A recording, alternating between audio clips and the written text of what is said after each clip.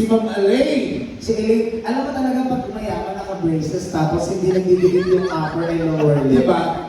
Elaine. Tanangin mo ako, Ano pangalan mo? Elaine. Diba? Siya no. Hi, Si Ma'am Elaine. Charot lang. Anyway, so 10 years kayo LDR. Yes. Tapos Tapos ano ba, foreign ba to or Pinoy din? Every year umuwi. O at least, di ba, at least once a year. At least nagagalaw ka. Oo, kasi meron akong kakilala ganyan, hindi nagagalaw eh.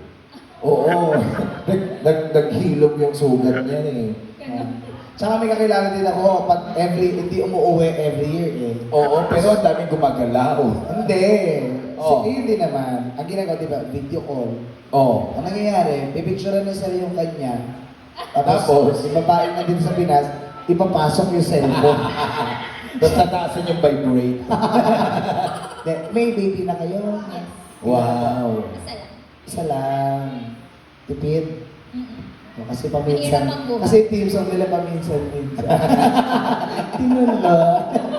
Hindi, syempre. Anong work niya sa ano? Okay lang mamalaman. Supervisor sa Wow. controller. Controller. Sa backstore. Backstore. Ano mga games? Consoles? Anong? Wala siyang department store. Okay. Controller siya na. Ayun. Kala ko kasi controller ng PS5 eh. Kasi in-order na yun sa Oo. Shopee. Tapos ikaw naman, what do you do?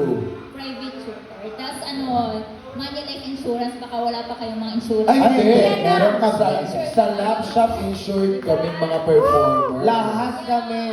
Lahat. Insured. Ganon kami inalagaan ng boss namin. Lahat kami. So, Yes. Even mga staff, naka-insurance kami. Oo. Oo. Pero yun nga lang, expired na. Bago lang. Okay, sorry. Nag-lapse na pala. Hindi. Thank you so much. Salamat po. Miss, ano again? Miss Flawless. Miss Elaine. Kasi yun natin si Miss Elaine.